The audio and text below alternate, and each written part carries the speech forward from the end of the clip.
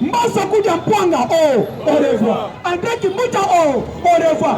Evariste Bochabe, oh, au revoir. Place na bango fait que la justice. Pomnet Bochabe, papa, au 15 millions de pays, au coin Simbongo na mai, 50 millions de dollars. Olongo Nayami Sabino Awa, il est pas vivant. Il est pas vivant. Fatime, Fatime, Fatime, béton, aigle de père et de mère. Naloba Awa. Mais Baluka Kaba levé. Nayami Sabino RDC. Fibre optique autoché, Namboko. Tozalaki, transmission des informations dans un câble. Câble électrique n'a câble à perte au sol. Fibre optique, elles ont transmettre l'information d'une manière lumineuse avec la numérique. Or, le ministère de la numérique est rayé. Tu vas comprendre que il y a Tshisekedi qui a créé un ministère de la numérique. Et puis après ça, et Béran. Pourquoi pas créé Kiango? Il voulait maintenant avoir des informations sur d'où viennent les informations. Parce que numérique, et ça a trois objectifs. Numérique est ça. 1. Créer les informations. Stocker les informations et transmettre les informations. Pas tout ça. En tant que créer, on stocker et on transférer. Dans la place, il y a création d'informations, dans le stockage. Dans un serveur qu'on appelle DHCP. Le serveur DHCP coûte 5 millions de dollars américains. Or, la République démocratique du Congo, son serveur DHCP, ils ont logé dans Rwanda. Il est petit vivant. Ils ont logé dans Rwanda. Ça vous a obéi téléphone. Oui. Ce qu'on a qu'ils ont sonné. Information est que la vitesse lumineuse. À une seconde, où est que contrôle dans Rwanda. Et 30 ans après Rwanda à BBC. Maintenant, vous avez un moment, c'est nos chéris. Petit n'a pas monté, mais il faut te couper. C'est là qu'on a dit que tu as ton bail bon. Et ton bail bon. Rwanda n'a pas fait avant que moi je fasse. Et c'est là qui dit. Monsieur, trois experts rwandais va changer le ministre de la communication immédiate. Elle va changer, elle va suspendre. Et Azala Kiwana va changer Moussous. Et Azala Osukote, elle va suspendre. Et Aywana na RTNC. A sali enquête, à Moni Kenakata RTNC, il y a 1500 travailleurs fictifs. 1500. Salaire n'a pas bouquet et ça va 1 200 000. Multiplié par 1500.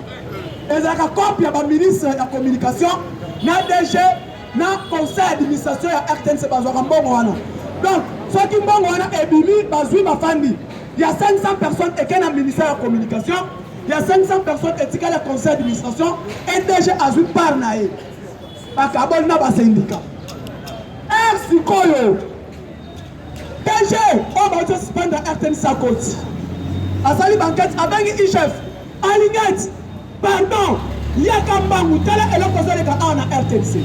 Les Rwandais, on a baillé comme on a eu. S'il te plaît, comme il nous a actualité, on va te donner 50 millions de dollars. Alors, combien? 50 millions à Sali Moussalani. Oh non, par rapport à serveur de SCP, oh, il y a communication sur la Canarone. Il y a le directeur, il y a RTNC. RTNC, on a le logo, c'est nous les Rwandais qui fait toutes ces histoires-là pour contrôler la communication. Pour soit d'information. Les vieux n'ont pas voulu. Et avec l'IGF et enquête, Mouya Yazala qui n'a actualité sur terre. Mouya est passé par suspendre CDG. À suspendre à le monde. Il y a le dit, oh, nous avons béni IGF. Et il y a le contrôle parce que Ernest Kabila a collaboré avec le Rwanda. Le col a Koufi, Batchenga na Banda Moussala. Mais le côté Moussala dans moins d'un mois. Dans moins que Mongo est là à la place haut. Donc on continue à avoir et puis information Congo et Zalaka contrôler tes informations dans Bisso parce que on a Rwanda. Or maintenant, pendant que même dans l'échange des informations, même il y a des talkie-walkie, il y a l'armée Rwanda qui contrôle ça. Donc on gagne parce que le pays d'abord les informations. Service et renseignement, c'est les informations. Quand nous sommes contrôlés dans notre serveur central par les Rwandais, nous n'allons pas être capables d'affronter nos ennemis. Non, oh non, pas question de suspendre. Oh, maintenant, deuxième, c'est Patrick Moulin. S'il vous plaît, c'est le moment. Boss RTNC a Lucas serveur DSCP. Ça ne coûte rien. Comment RTNC a 5 millions de dollars pour manger notre propre serveur, pour gérer le code 00243 bien. Kabila a joué à Atika en Rwanda. Oh, cette machine code Rwanda 00243 et code ça combien par seconde par minute. Allez comprendre avec ça. Oh, maintenant, combattant, peuple congolais, deux ans qui s'appellent Bazoloba, élection Zali. Mais voyons qui, président Séni Lobby, à Koutani, dans le président institution, Assemblée nationale na Sénat. Alors, par rapport à lui, pour faire risquer un glissement, pour qu'on soit un peu moins glissement par rapport à l'élection 2023. Nana Moutoumi, Jonathan Chobela, Séni Moutoumi, mais en présence de la République, la Séni a dit, à cause de la, le CAPA, Azan est incapable d'organiser l'élection. Loi électorale est à définité. Mode de sultan est à définité. C'est l'Assemblée nationale qui doit travailler sur ce. N'importe c'est chaud. Puis c'est dans le Bible, dans ce chaud. Donc, ça nous va louer l'électorat. Mode de scrutin, non. Sans qui toque l'élection, parce que le président Seigneur Lobi, recensement et identification, fait ça les au même moment. Tout ce que je dis, on doit d'abord commencer par recenser le peuple congolais. Pas que ça puisse se faire d'identité. Avant qu'il y ait un recensement, la réforme constitution a dit sur certains articles. Oh, ils ont mal défini, va changer. On a mis souhait à peuple congolais. Donc, il y a une élection quand on va quitter, que non, étranger, pas tant que bien qu'il y ait Kabila, pas Fayoulou, pas Moïse, pas tout. L'élection va se tenir. On va dire l'Assemblée nationale au Yambos. Ce n'est pas l'Assemblée nationale au Salirien. Mais c'est le meilleur législatif. Mais par rapport à la loi, c'est loi Malamouté. Meilleur législatif, c'est la seule législative et quoi ici? Président et Assemblée, il y a Sénat, non gouvernement. Meilleur. Mais par rapport à force nango, Assemblée et sali par loi ya Malamouté. Loi ya import et export. Même ça dit loi ya petit commerce et détail. Si les lois n'ont pas appliqué à côté. Loi ya maternité à ma femme sage. Si les lois n'ont pas sali à côté. Sans des bonnes lois, on peut permettre la République d'avancer. Dans un apport à ma gêne. Mais pas la besoin de ma besoin pour faire n'engagez. C'est ces lois-là qui doivent être établies à l'Assemblée nationale. Donc il y a banane, pas la nabisse pas ce potent. Mais bon, il après 2 jours, on a couffé. Pour quelle raison? Loi si problème était là, ma femme sage va traiter en Assemblée nationale. À part Wana, ministre, il y a commerce et ministre économie. Commerce extérieur et ministre économie. On a mis sa bisonale. Pense, on va suspendre 5 sociétés. Maintenant, 5 sociétés, on a. Millions comme moi, ils en ont 4. Dans ces pays. Mais là, on doit 5 à boy. Millions congoliens, ils vont mater chaque jour. Les loyers, Chassa Kobel, Yamouké, de 100 francs à 500 francs, c'est une base de quoi? Dollar et matité. Même Indien, on va Libanais, on va y aller pour qu'on a Congolais. Mais avant de se prendre en charge, tous hommes, ils sont des députés nationaux. Bon, ben, la personne du ministre de l'économie nationale et commerce extérieur. Donc, il y a nous, de quoi? Comme s'il n'y a pas l'État dans Boka Oyo. Ministre national de l'économie. Il y a un Afrique, ça a pris, il y a du loco, il y a un son. Mais on va dire, quand elle est outils 300 francs, Balamoko 500 francs, et bandit sur base de quoi? Lipa est outils 100 francs. Balamoko lit pas 500 francs. Sur base de quoi? Et maintenant, le peuple va dire quoi? C'est Tshisekedi Tshilombo. Or, maintenant, le pouvoir est partagé. Le chef du gouvernement, le premier ministre, Azako pour jeter. Donc, nous ne sentons pas ça Malokonde sur terrain. Or, il nous a pépé. Azalaki fort. Azalaki Kolemba, mais il était fort. Mais pour l'intérêt de Kabila. Mais ça Malokonde, il est faible pour l'intérêt de qui? Nous devons sentir lecture Sama est à la force.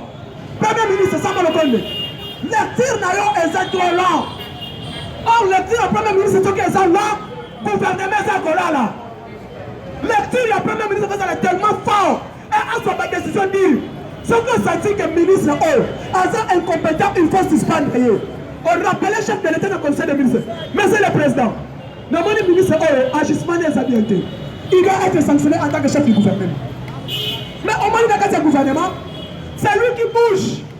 C'est F. Bazaïba, c'est lui qui bouge. C'est Nicolas Kazadi, c'est lui qui bouge. C'est Modéron Simba. Trois Kakabazo bougé. Nicolas Kazadi, c'est bon. Maximisation des recettes de temps en temps.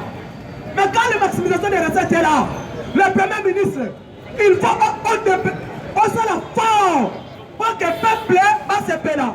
Mais pendant que le ministre économie, le ministre portefeuille, le ministre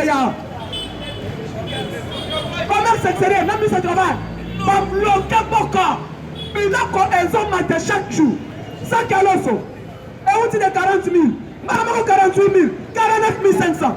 Il doit me foutre de 50 000, 100 000 francs congolais. Papa, les gens, qu'est-ce qu'ils vont dire? Tshisekedi, Tshisekedi, Tshisekedi, Tshisekedi. Or maintenant, le bilan c'est le bilan chef de l'État. Bilan est à la voté. Donc ça, le ministre est bilanté. Donc ça, on a dit bilanté. Félicitations à Christian Mwando. Avec plein d'élections. Félicitations à Chambé Okende. Avec Tomoni Aéroport. Tomoni Aéroport international. Il y a là-bas. Félicitations à Fifi Masuka. C'est bon. Il faut bâtir les autres partent. Christian Mwando, Chambé Okende. Nous tous là, tu s'appelles la Bible. Moussa les abogos, la notre position politique. Si Dieu me sait Christian Mwando, on a dit jugement de qui le comment quand tout le monde voulait te tuer. Mais le coup on vend une vision. Il y a beaucoup de temps dit non. Jugement de qui le monde va bomber. Parce que ça qui m'a belé na biso. Oh bah yebi on va yebi. Qu'est-ce qui s'est passé en 2004 dans le jugement de qui? Mais le oyo. Ministre économie. Ministre économie Jean-Marie Kalumba et Azar Toyebite. Foufou là là coûte bien. Pas Foufou là. Foufou là était à hémorragie, était à estomac na tongo. Quand vous êtes fait un abadi là la voix au téléphone pas. Ministre économie et Nzambe. Ministre commerce extérieur. Donc système Kabila yango ba être tchela biso na bato.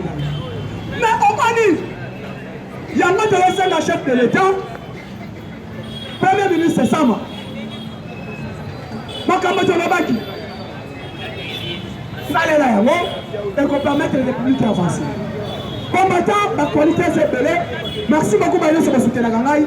Mon numéro plus 243 89 86 52 07. Papa, je vais saluer. Tu es capable de qualité à Sanamo.